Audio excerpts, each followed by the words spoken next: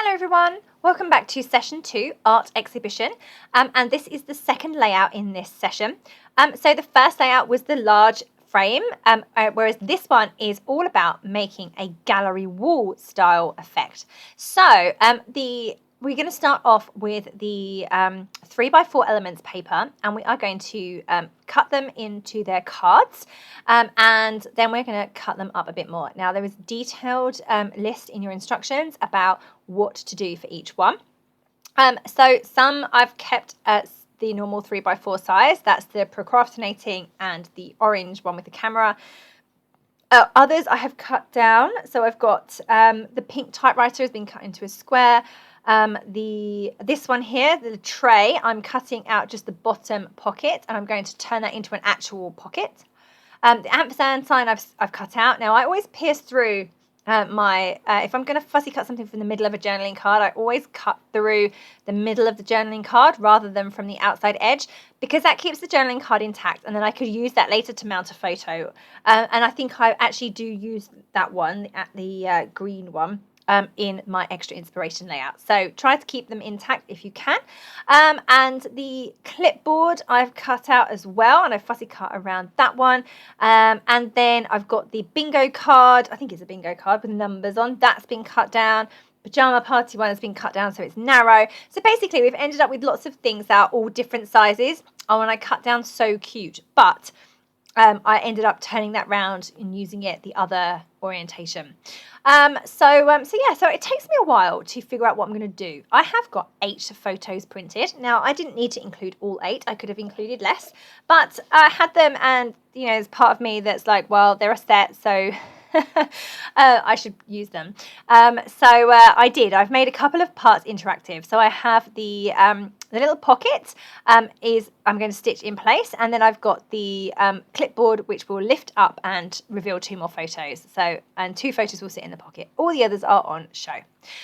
Okay, so you can see that I have settled on a layout. It took me a while to get there. I had to turn the camera off and go and figure it all out. It just took ages to work out, and for it to be nicely balanced. Effectively, that was the problem. It just wasn't very balanced. So anyway, now I'm happy with how it all looks. I love the fact that they're all different sizes, and we have a variety of shapes and boxes and orientations and a title. I think it's all looking really good. So I have got the straw, and I've cut it into 2 lengths, and I'm going to have one above the typewriter photo and one above the photo with the bingo numbers behind it. I'm just putting lengths of string or thread behind the photos that I'm going to hang, and you can see how I have done that. It's quite a small amount. You don't need very much, and also if you want to pull it up to a point, then you need to make sure there's enough space above it for you to be able to do that. So that's why it needs to be quite a small amount of thread, not a big V shape. So I've done that for the procrastinating, for the typewriter, also for the one with the cocktail on above the typewriter, and then the one top middle, which is the one with the bingo numbers. So I'm going to put hangings on all of those, and I've got the straw on those too. Now I have wrapped around my thread onto the straw, but it didn't look very good, so that came off.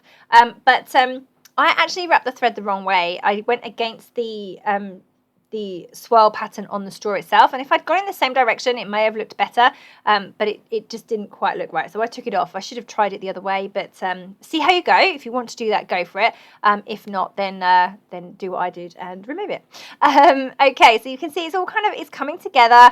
I'm happy with how it's looking. I wanted to remove the middles of the ampersand sign, so I've just fussy cut those out. I'm tucking my photo into that. I've got my typewriter, I've chopped around the edges, and slotted the photo in to so it kind of goes behind the typewriter. I need to do a little bit of stitching. So I need to stitch my clipboard, and I need to stitch my pocket, and then I can then start to get everything stuck in place. So yeah, it's coming together. I really wasn't happy with that thread. There we go. You can see it's gone. Excellent. That looks much better. And then when I get to this point, I can actually stick everything down really. I do actually want to add some paint. So I'm going to put some horizontal lines underneath the Happy and Crafty title, and obviously I just need to then let that dry. Keep offering up the piece of ephemera to make sure that the paint shows from behind it. I also want to do some green under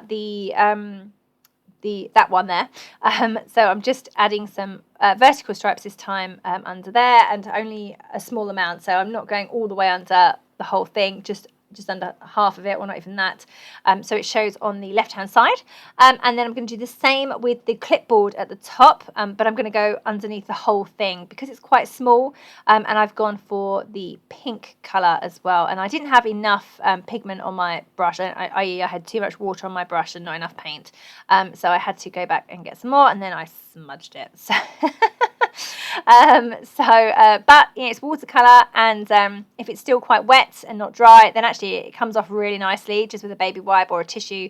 It kind of absorbs it and you get rid of most of it. So any mistakes, don't worry too much.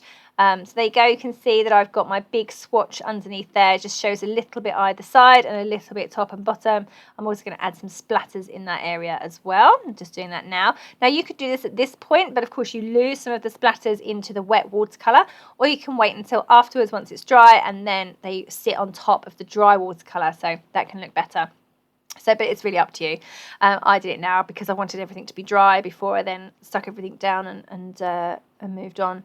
So yeah, that can all dry while I'm doing my stitching. So I've got my clipboard there, and I've got 2 photos underneath. They are not backed with anything. They are just single photos.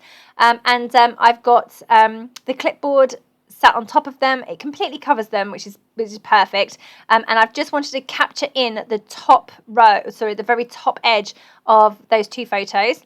So I've just paper pierced with a piercing tool along there, and I'm just going to backstitch using the yellow thread and just along the clipboard section as well, like the actual clip, it just looks great, doesn't it? It's so cute. I've got my thread in the right muddle here. You can see that I'm really struggling, but it's only 1, 2, 3, 4, 5, 6, 7 stitches, but so effective. I was really happy with how that one turned out, and it was great to be able to include a couple of extra photos. Now, of course, when your layouts are in page protectors, it's not as easy to do the interactive parts, so you would have to remove the layout from the page protector in order to see the interactive parts on this layout. So if you don't want to do them, then that is absolutely fair enough. Then just have less photos, leave the clipboard as a clipboard and don't put any photos behind it. And same for the pocket, perhaps just have something poking out of the top like journaling that doesn't need to be removed. So yeah, adapt this to however suits you really and your style. I do love things to be interactive, but I also totally get the frustration of when it's in a page protector, it will never get looked at. So I tend not to do interactive things on my 12 by 12 layouts and save all the interactive parts for my mini albums. But yeah, I have gone interactive on this one against what I normally do, you know. It's nice to break the rules sometimes, hey? Okay, so I've switched a little bit forwards now. You can see that my stitching is done. Obviously, I have done my clipboard and I had done my pocket. Now, what I'm doing with the threads, the hangings, all the things are stuck in place, and I've just got a paper piercing tool. I've made one hole, so I've pulled the thread up, the hanging up with my paper piercing tool until it's taut, and then I have made a hole with my paper piercing tool. And then what I've done is I've taken the same colour thread and I've come up through the back of the layout, captured the hanging and gone back down through the same hole and secured the 2 ends on the back with with tape. There we go, you can see there. And that way you get this perfect hook or picture hanging to above the picture cluster. So it's a really good way of doing that and getting that effect. But I say, good tip, I pull it with the paper piercing tool first, make sure that it's in the right place, one hole and go back through the same one and secure on the back with tape. So really easy, but very effective. Okay, so getting there, nearly done now. middle part with the pajama party, I've actually put a length of grey ribbon behind it, so it looks like it's, and I've curled the top and the bottom edges as well, so it looks like it's one of those scrolls. And then I just need to start embellishing the rest of the layout, really. I've going to add the pieces of ephemera. I've got some fussy cut flowers from the orange paper, and I've obviously got loads of lovely ephemera. I just love it. It's awesome, isn't it? So yeah, I've raised Happy and Crafty up on foam pads. I'm adding in the narrow pieces from the ephemera, so the pencil, the paintbrush, and the other pencil. They're going to go onto the layer in between. So it's a real, it really does remind me of a gallery wall where you use up all the random spaces. I've got just tuck some flowers in above the ampersand. I've got some fussy cut flowers and some bits of ephemera on each, on every cluster. I wanted something on every cluster. The only one that doesn't have anything is the pocket, but it has a piece of ephemera inside the pocket, so that's all right. It was a bit small to start adding things to. So, but everything else has got maybe a flower and something from the ephemera pack. Don't we just love the little vintage inks? They're so adorable. I've got some fussy cut flowers poking out of all sorts of places. Yeah, just there you go. I'm just tucking them in, tucking them under, wherever I can make them fit, really, just to make the corners of things look pretty.